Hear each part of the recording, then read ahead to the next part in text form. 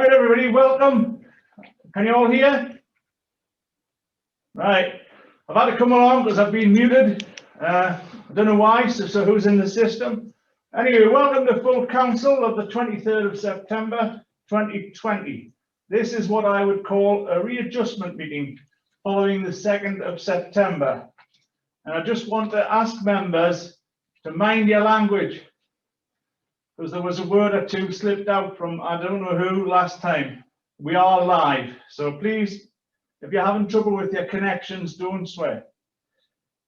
I'd just like to say it's been a privilege for the last 3.5 years to occupy this seat, and I really wanted to finish the term, but as they say, events. So thank you for all your questions, many of them, motions, and I hope I have not let anybody down, especially the people who appointed me to this position. And I wish my successor well. And I'm looking for nominations for the position of business chair. I can see Councillor Susan Dunworth and Councillor Jeff Watson. Who's going first? Chair, I don't wish to make a nomination for the position of business chair. I merely wanted to thank you for your work whilst in that office and express on behalf of the Labour Group our appreciation for the way you have tried to tackle issues at various times when the behaviours of members have not been as they should have been in council. And you're not as good as our chair of council was, obviously, but you've made a really good stab at it, so thank you. Well, we can always beg to differ, can't we? Councillor Watson. Thank you, Chair. I would like to nominate Barry Flux as the business chair. Is there a seconder for that? Councillor Rupert Gibson.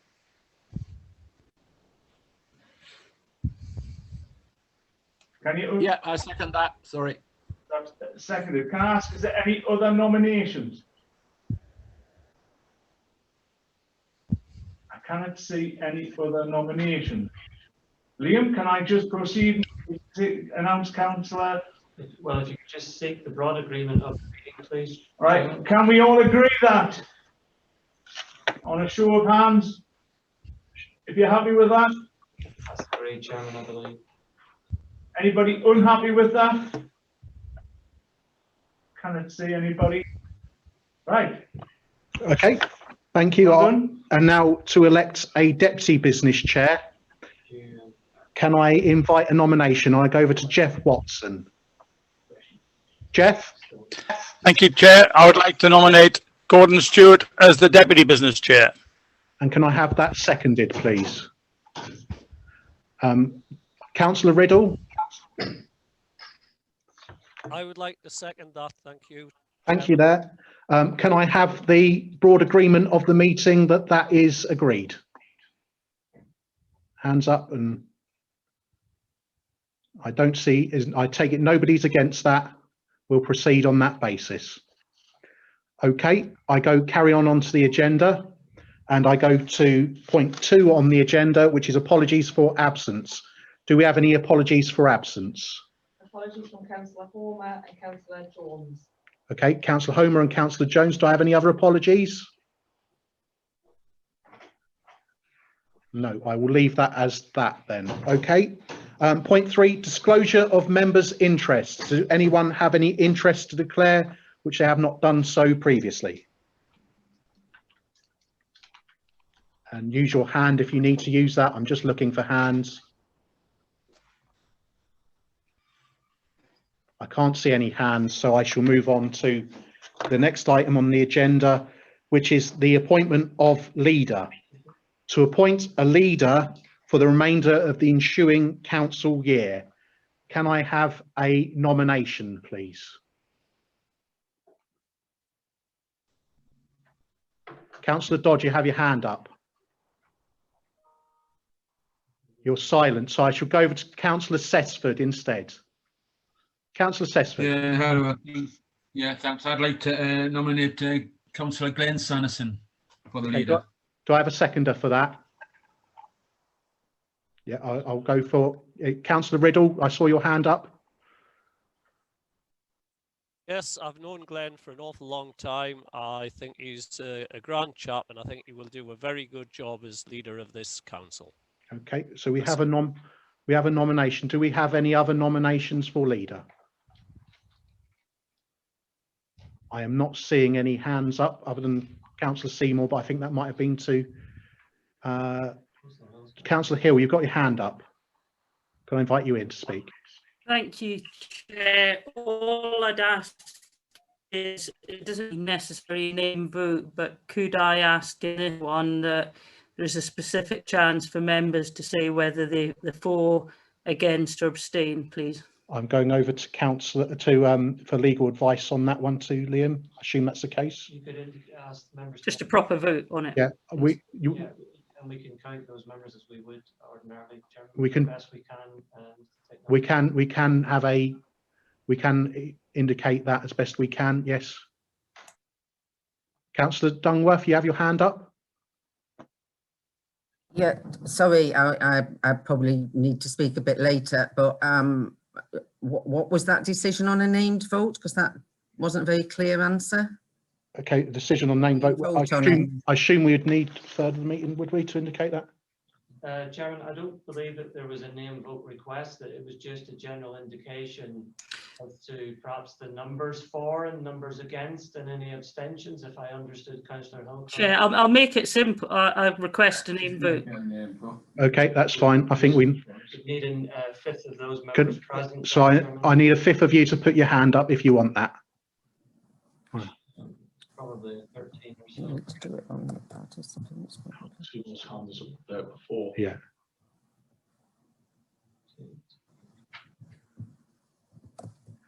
Do people need to raise their hands electronically or Yes, but electronically would help me immensely. Thank you.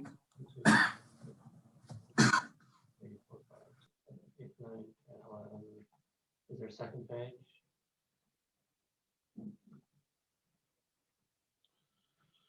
I think we have it, Chairman. Okay, I think I'm being told we have that, so I assume we move to a name vote then.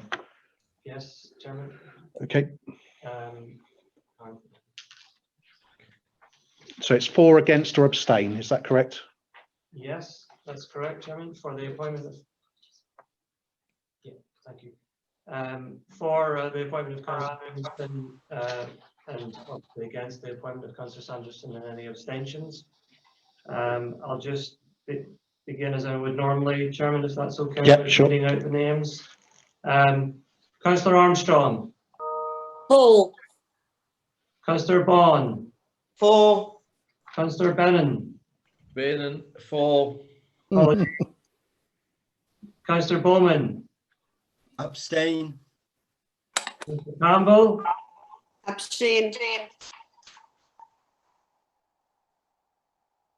Oh, sorry, I've missed Councillor Bridget. Thanks. Abstain. Thank you. Councillor Carty. Abstain. Councillor Castle. For. Councillor Sesford. For. Councillor Clark. Abstain. Councillor Crosby. For. Councillor Dale. For. Councillor Daly. For. Councillor Davy, Grant Davy. Abstain. Councillor Susan Davy. Councillor Susan Davy. Abstain. Thank you. Councillor Dick. Abstain. Councillor Dodd. Councillor Dodd is muted. He might wish to raise his hand to indicate that he's, yes, he's got a thumbs up. Thank you. Councillor Dunworth. abstain? Councillor Dunbar. For. Councillor Dunn. Abstain. Councillor Flux. For. Councillor Foster. Abstain. Councillor Gallagher.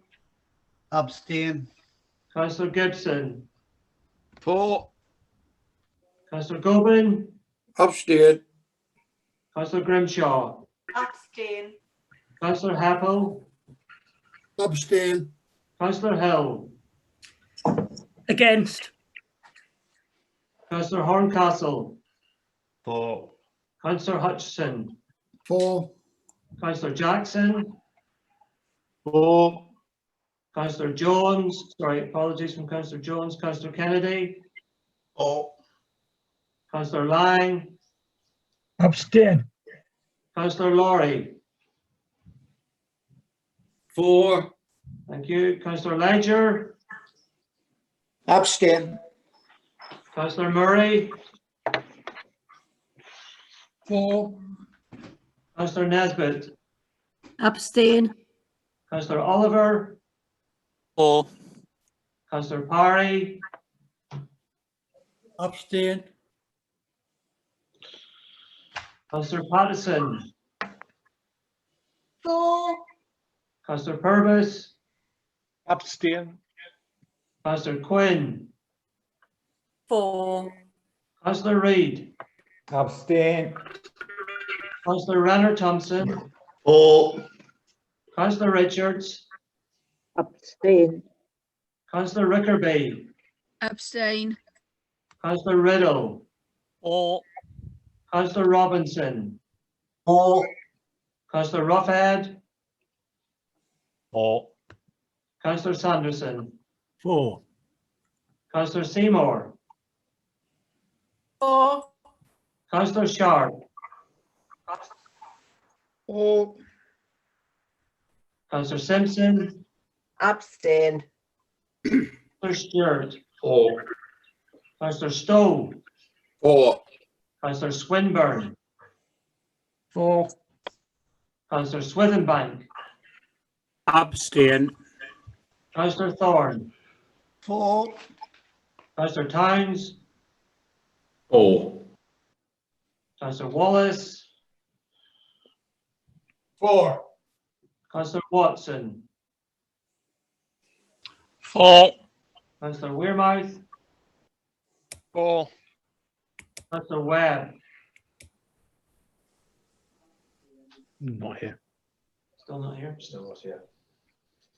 Councillor Webb not present. Councillor Wilson, Abstain.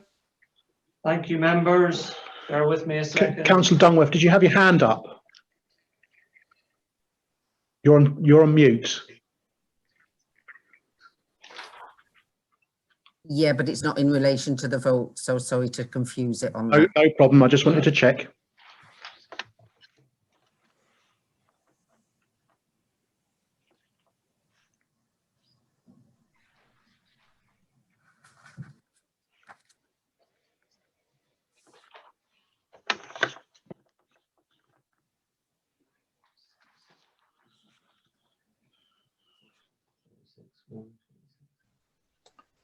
Barry, can I just check my mic's working?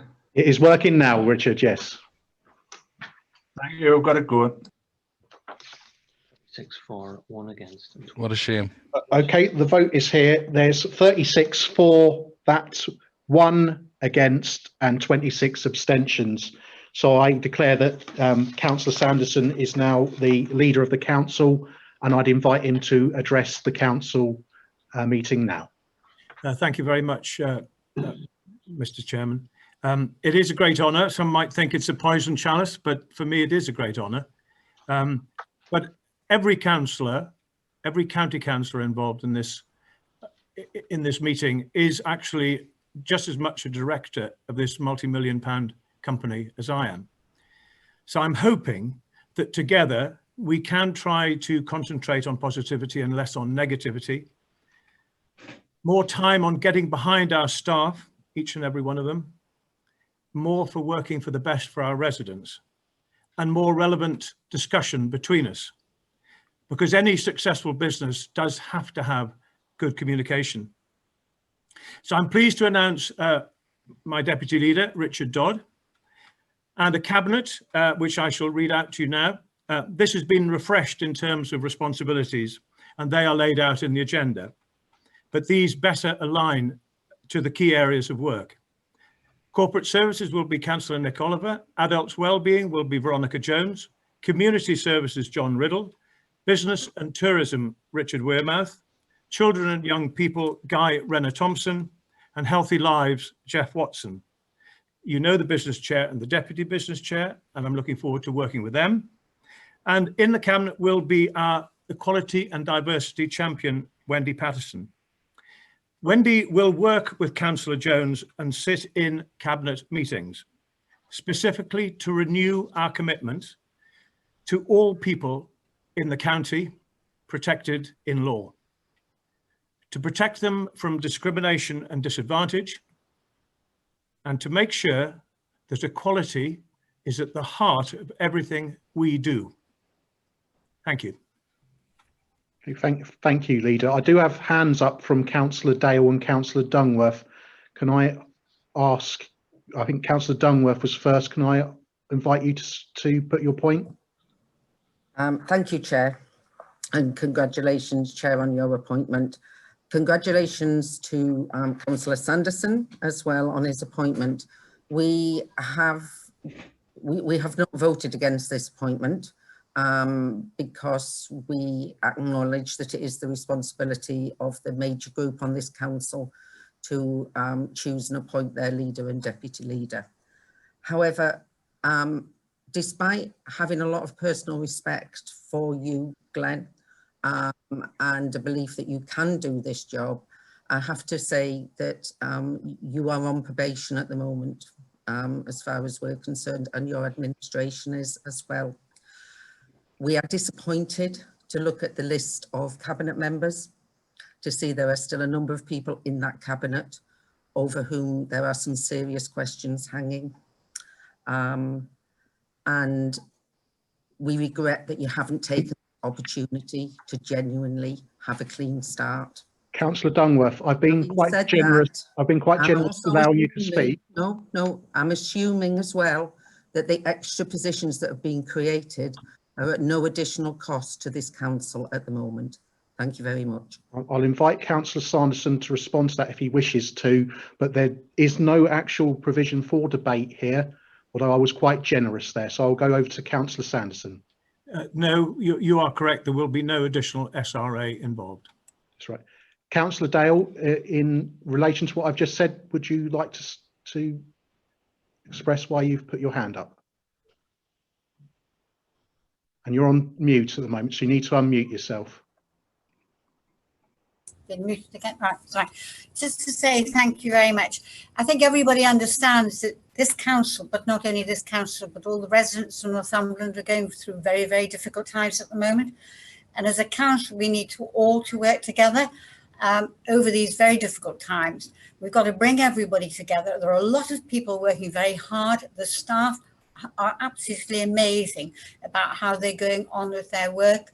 And it's only appropriate that we all work together for the benefit of the people.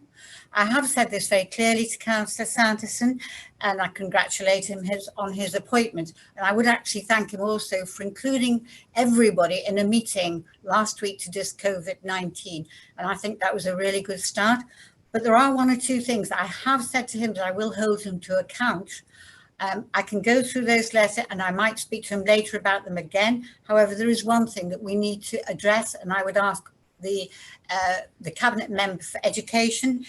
You will realise that the F40 has written a letter to the Department of Education about the delivery of educational school services, and it is a very, very thorough letter.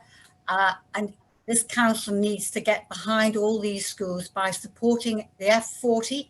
So could I ask, please, that we go straight away back, have a look at the F40 report. It's long, but it is necessary that we support the schools. So can I put that to Councillor Sanderson, that he will do that and make sure that this council supports the schools throughout this COVID-19 epidemic, please? Again, I'm being very, very generous there. Go to Councillor Sanderson for response there, if he wishes. Well, I would simply say that I take the points that have been made on board, and I will do the best I can to deliver some outcomes. Right, I'm at this point. I can see Councillor Dickinson has got his hand up. Is this to do with a point of order, Councillor Dickinson?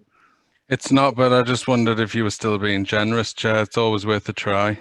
No, my generosity only stretches so far, Councillor Dickinson. So I will move on to the next part of the agenda, which is to note the appointment of deputy leader and cabinet members and their portfolios. Can we have that noted?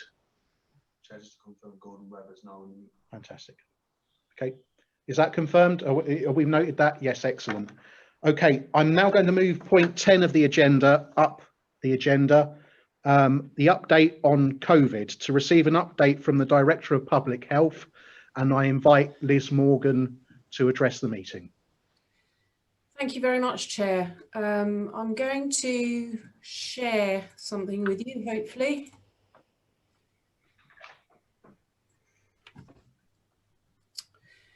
Okay, so can everybody see that?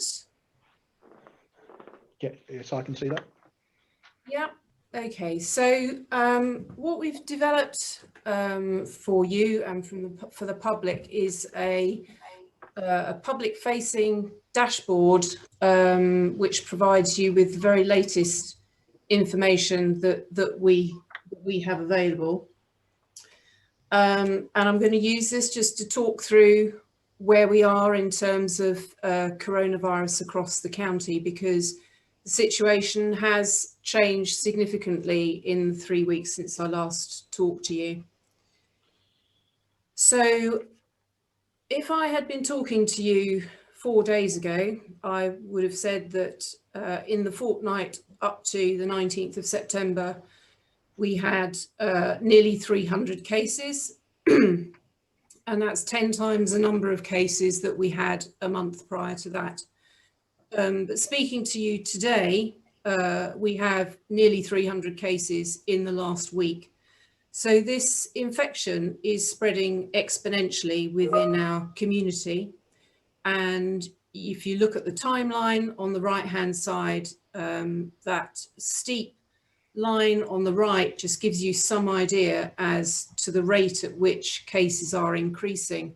And there is some analysis which suggests that actually the rate at which cases are increasing in Northumberland is one of the highest in England. What we've also produced for you here is a map which shows the number of positive cases over the last 7 days, and we've also identified the wards which have got cases greater than 5 in number. And I think at the last minute, at the last meeting, I pointed you in the direction of a public-facing website, mapping website, where you could put in your postcode and it would tell you the number of cases in the previous week. The data that we're providing for you here is much more up to date. The data on that public website is about 3 days out of date, but we've provided for you here the data that we have available.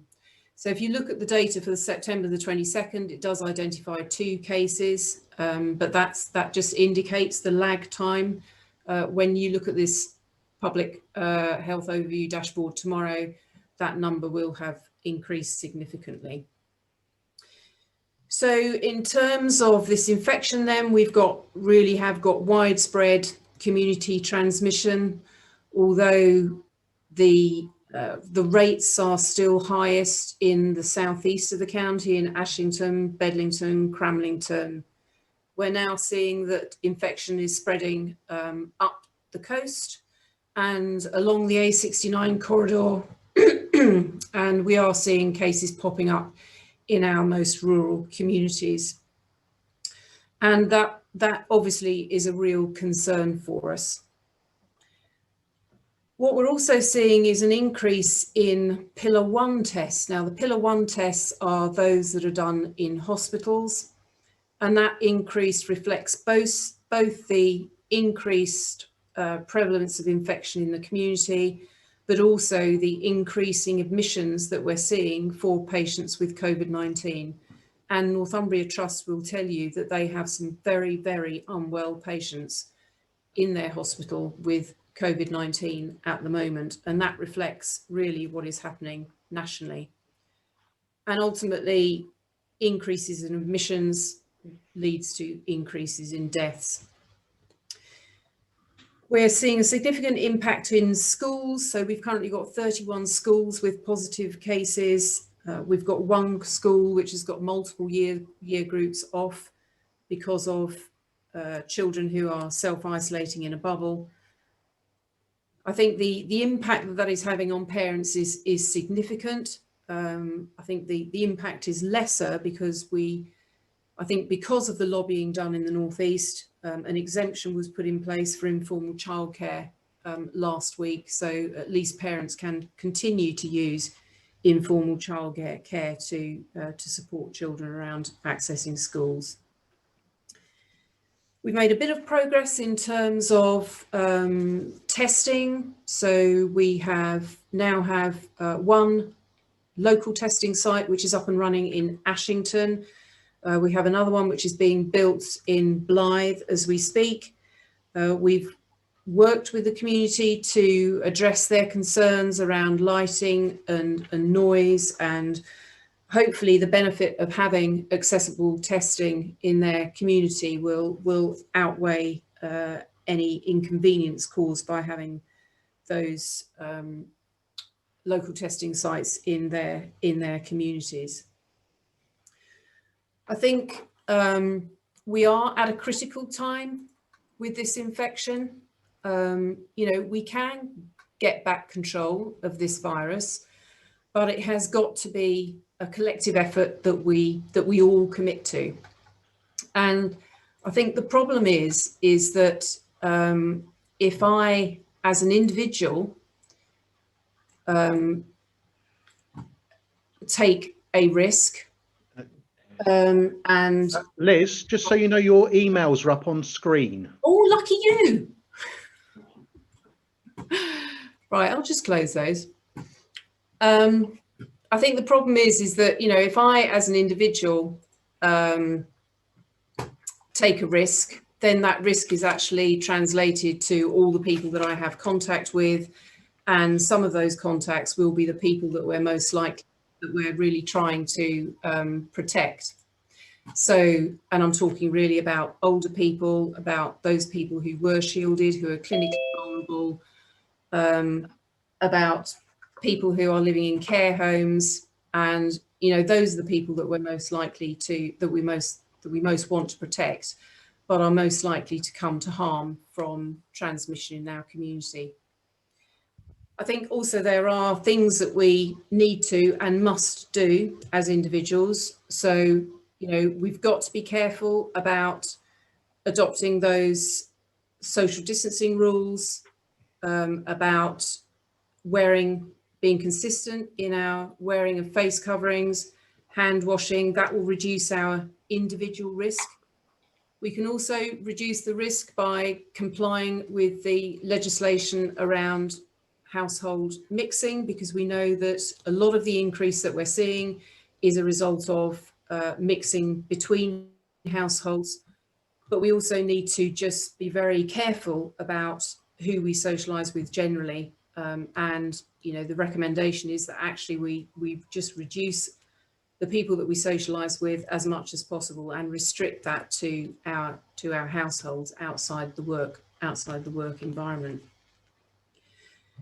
So I think we're at a bit of a tipping point. I think we've got an opportunity to get control back, but it does require all of us to be really conscientious about complying with the new restrictions which are in place and the accompanying guidance. I'm very happy to take any questions should anybody have any. Okay, Chair, I can see 3 hands already, and that's Councillor Bridget, Councillor Seymour and Councillor Hill. So I'll take you in that order, and if anyone else can put their hand up, I will then invite them after those 3. So I will invite Councillor Bridget. Can you ask your question? Yes, Liz, that dashboard that you put on the screen earlier with all that information, are you going to make that dashboard available to members of the council? Because that is very helpful information. And it's certainly better than what we're getting through the ARCA system, which is the link that we shared after the last full council, which is out of date the minute it's printed. So that dashboard that you've got there would be very helpful. And the other thing that you mentioned with regards to Northumbria Healthcare Trust saying that they've got some very poorly people in their hospitals. I've been told that admissions to the COVID ward at Cramlington has tripled in the last 2 days. Is there any truth to that statement? Thank you. So in terms of the last statement, I don't have any details about the numbers of individuals, only that the numbers of individuals are increasing. Individuals being admitted with COVID-related symptoms are increasing. I don't have any numbers that I can translate for you. In terms of the dashboard, yes, this will be in the public domain. We're just finalising the IT fix to make that possible. I'm hoping that we will be able to send you a link to this later today. So, okay, Councillor Bridget. That's perfect. The quicker we can get the link to that dashboard, the better. Okay, Councillor Seymour. Yes, thank you. Actually, Councillor Bridget touched on that a bit. As you say, Liz, this county is now one of the highest in England at this time for cases. And with the increased projection, will there be enough hospital capacity if needed? I know that there's a Nightingale Hospital down in Blythe Valley, somewhere down there. Is there enough, do you think, with the projection? Have you looked at those numbers? Well, I mean, clearly the NHS is doing a huge amount of planning based on what we're seeing across the country, let alone what we're seeing locally. But actually, given the level of infection that we're seeing at the moment and the impact that that's having on transmissions compared to the level of infection back in April and the impact that that was having on admissions, we're in a quite different place, because at the moment, the infection is still largely in younger populations, even though the average age is increasing. And what we want to do is make sure that that infection does not get into those communities which are most vulnerable. Okay, can I move to Councillor Hill? Thank you, Chair. Can I just ask you, and I appreciate this is maybe going out with slightly your remit, at least the first part of it, but what's your thoughts on the very obvious situation at the moment that the public are, in March, they were generally, the vast majority were supportive and adhered to the lockdown. But now there's a lot of frustration and a lot of people are saying, where is this going to end? You know, what about the economy? What about choosing life? Don't we mitigate risk all the time? Don't we just have to live with things like flu that kills tens of thousands of people each year? So I wondered if you had any sort of comment on that and about the sort of public fatigue and more the anger and frustration. And from a sort of more specifically health point of view, if you were to predict the future, are you going to say next year it's going to be the same, 5 years it's going to be the same, until there's a cure or vaccine, it's going to be constantly restrictions, constantly switching these things off and on, maybe occasionally going back to full lockdown? What is the future going to look like? I don't have a crystal ball, unfortunately. I think in terms of, you know, comparing this to flu, this is much more virulent than flu. So, you know, the level of morbidity and mortality that we would see in vulnerable populations with this virus is much greater than we would see with flu. So I think that's the first point. I think, you know, clearly there is a balance to be struck.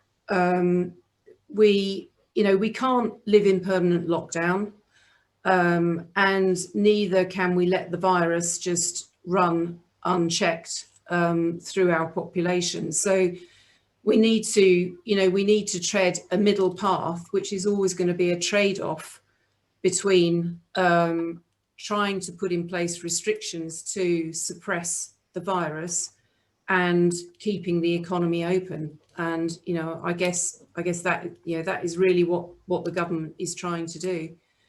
In terms of a vaccine, I mean, I think I'm not sure that anybody actually knows when a vaccine is likely to become available. You know, there is a very robust clinical trials process that has to be gone through. And whilst we might have been able to, you know, you might be prepared to cut some corners if you're looking at something like an Ebola vaccine, but for this, we're probably not going to be in a position to cut corners. So, you know, normally the development of a vaccine, you know, it is quite a lengthy process.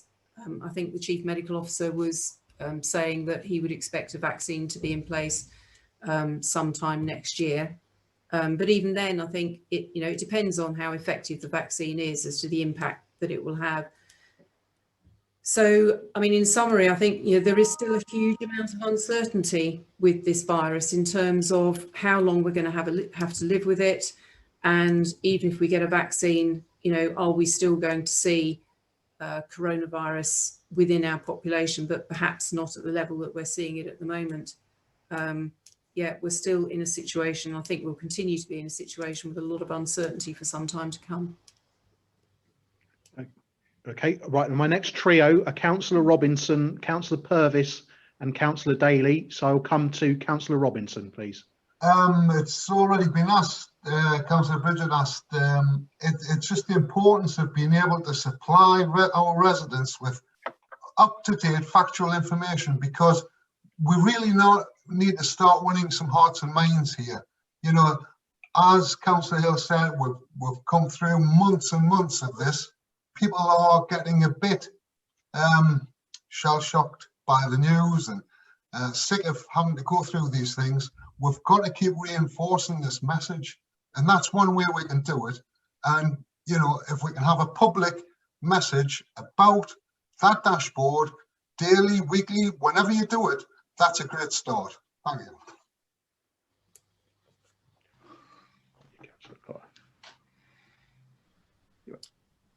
Yeah, I mean, sorry, I mean, I think the dashboard will be in the public domain, and certainly we can, you know, put out a daily message in terms of what that dashboard is saying. I mean, I think the comms team have worked incredibly hard to get messages out in, you know, multiple formats. And, you know, I think you're right, the public is actually quite fatigued. And there is still a lot of confusion out there in terms of what we're asking them to do. And that's something that we need to, you know, get very clear in our comms strategy. Liz, can I just say one thing? I've been to work today and nobody knew about the regulations that North East has put in. Not one person. They were shocked. They were expecting the government to do it. I said, we've already done it. We've gone further. Nobody knew. So we need to be getting these messages out, mate. Thank you. Okay, thank you, Councillor Robinson. Next one is Councillor Purvis. Hi, Liz. Can I just say to Councillor Robinson, where does he work in the top of Cheviots? Because I think it's constantly on the news and constantly on the radio and everything. Anyway, Liz, the first year, I thank your team. You're doing a fantastic job, and it's coming back again. So I'm sure you'll manage it. What I'm interested in is the care homes and that. I mean, obviously the last time the care homes was badly let down by the government, not yourselves, in various different ways with PPE and tests and stuff like that. I'm just wondering what the state of play is in care homes in Northumberland, and do you think that they're more prepared this time if it does get a lot worse? Thank you. So I think that's a really good question. In terms of PPE, we've worked really hard with care homes to make sure that they do have the PPE that they require, and we'll continue to make sure that that is the case. A lot of that we have funded ourselves because we realise that is a financial pressure on care homes, and we wanted to make sure that that was something that they didn't have to worry about. We do have, I think care homes are just much more prepared than they were earlier in the year, we have a specific wraparound support team for care homes. So that's a multidisciplinary team, which includes some of our adult social care contracting staff. One of my public health consultants is chaired by Annie Topping, who's the Director of Nursing in the CCG, and it's also supported 7 days a week by the Infection Prevention and Control team in the Trust. So we provide 7 day a week support for care homes. We have really good information about symptomatic cases and positive cases in care homes.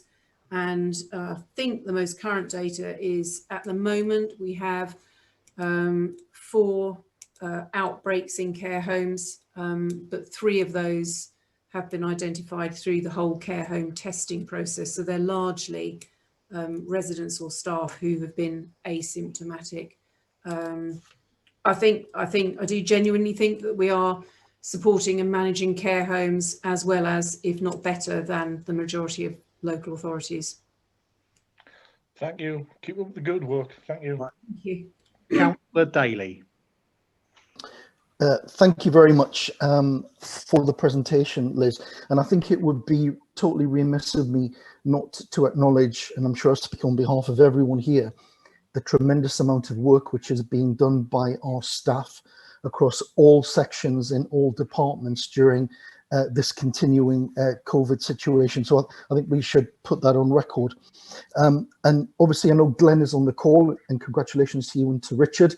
What you're doing is going to be a very, very challenging, but it's a really rewarding job. So, you know, I'm sure we'll all do our best to give you every support we can during this difficult situation. And Glenn, you stepped up to the plate absolutely in terms of the call to government to change the rules around childcare. So I want to thank you for what you did on that. But that demonstrates something very clearly to me, is that particularly our schools need that additional support, and particularly around communication, because I think that's one of the big issues which we need to get right, is to ensure that where there are outbreaks in schools, that is communicated very quickly to elected members so that we're not on the back foot. So I think that's something I'd like to take away from today, is to look at how we get that channel of communication through to elected members. And in terms as well about how we can support schools, because that's the focus that I want to have, it's around ensuring that we lobby government for a recovery premium, because there is no doubt that many children, including children from very disadvantaged areas, will be disproportionately impacted from not having been in school for months. And our teachers or head teachers or support staff are doing an incredible job and have done an incredible job, but I think they need some of that support. And some of the things that we need to be thinking about is about repurposing some outdoor space, because we're coming into an autumn and a winter period. It's been fine so far when the weather's great, because young people can be outside, but as weather changes, those areas need to be protected from rain.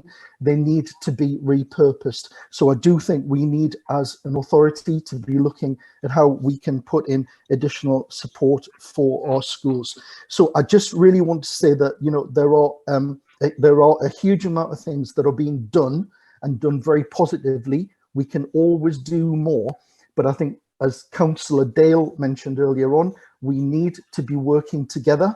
We've got to really be seen by the public to be working together, and to ensure that all of the talents that every one of us possess is actually put into making sure that our county gets through this second wave as best we possibly can. And you will certainly have my support on that. And one quick appeal: I would love a testing site in Cramlington. So please, if I can put that on the table now, but we're here to support. Okay, I'm not sure if there was a question there to Liz or at all, if Liz wants to come in on any Well, of that. no, I don't think there were. I think it was a series of observations, but I do think we need to be looking at additional support for our schools. And I think about that communication from schools through the council to elected members, so that we're not on the back foot if there are positive COVID cases. Okay, well, thank you for that then. My next, and firstly, I'll just say thank you for councillors for your patience here. I am looking at your electronic hands going up. But the next trio I have is Councillor Dungworth, Councillor Campbell and Councillor Heppel. So can I ask Councillor Dungworth to ask her question? Yeah, thank you. I've got a few questions, if you don't mind, Chair. Thank you for that presentation, Liz. Your presentation's always really helpful and really thorough.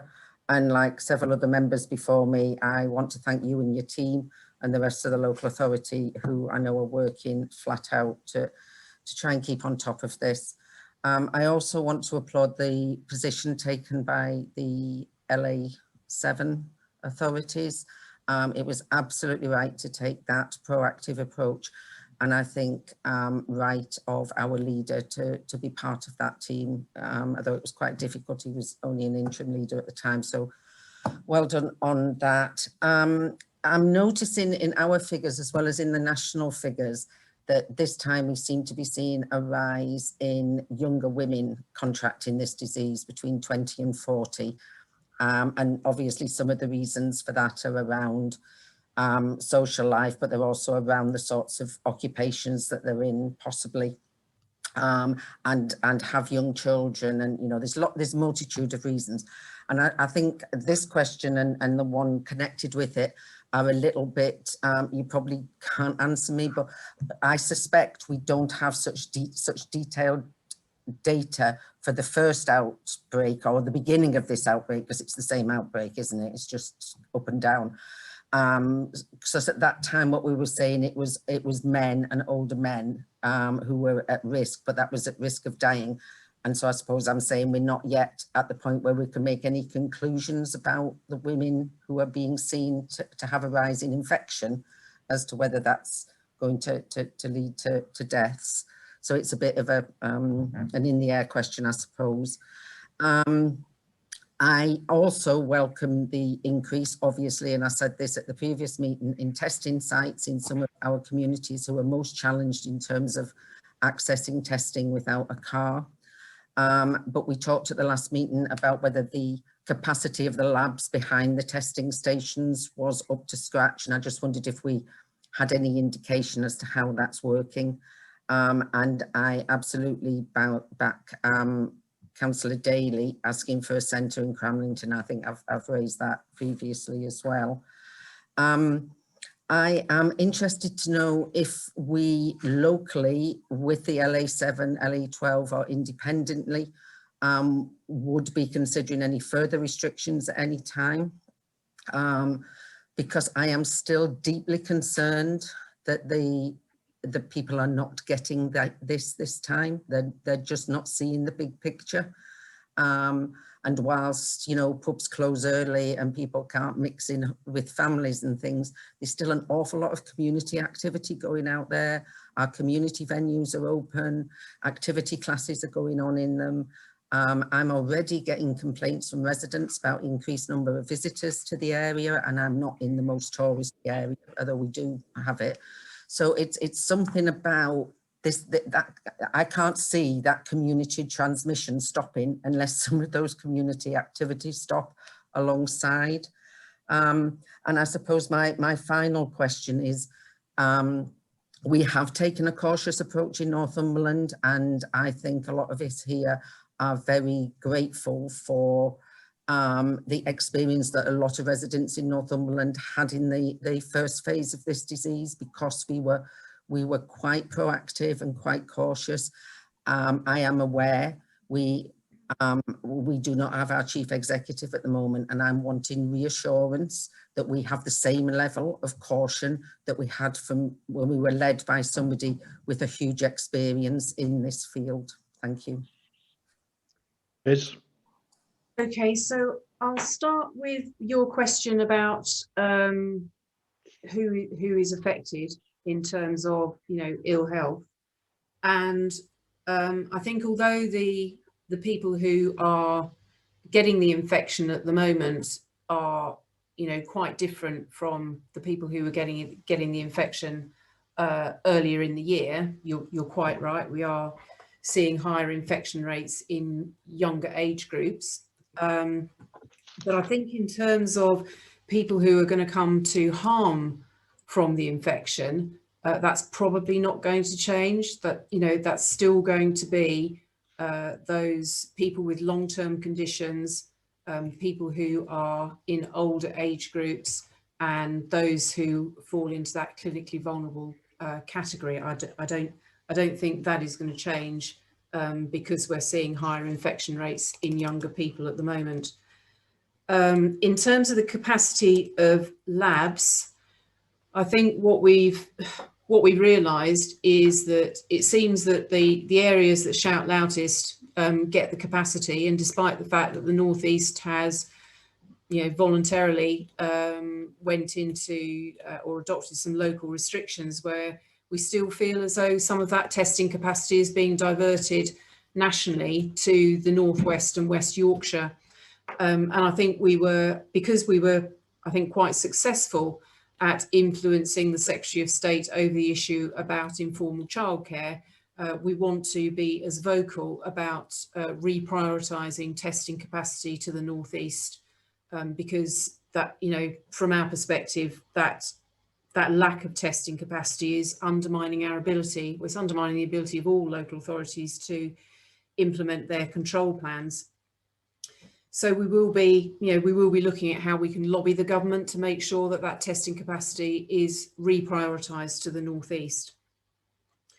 In terms of further restrictions, we have had a conversation as a group of 7 local authority chief executives and directors of public health about what our escalation or de-escalation criteria might be, and we're just trying to you know, to think about what that might look like. But I think in view of the fact that, you know, nationally we are getting into the realms of adopting further restrictions, I think if we put any further restrictions in place as a group of 7 local authorities, we might actually be overtaken by what's happening nationally.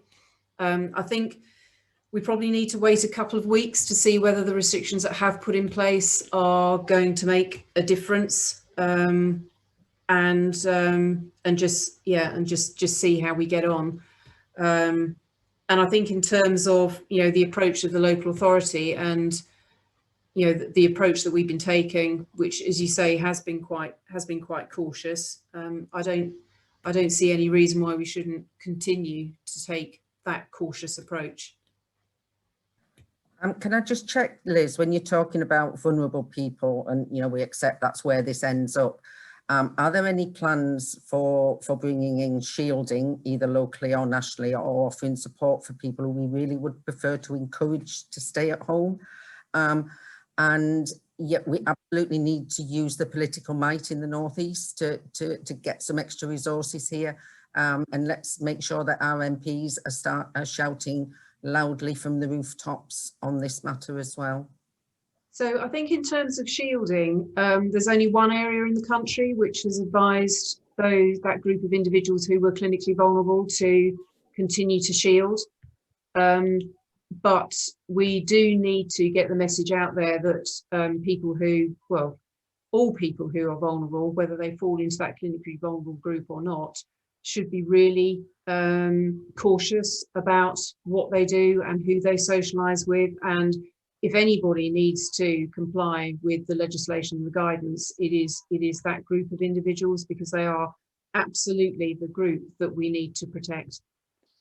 Okay, can I just come in here? We've got a little bit of a technical issue, so I'm just going to ask that we adjourn the recording of this meeting just for a second, 5 minutes, I'm being told, just so we can sort a technical issue.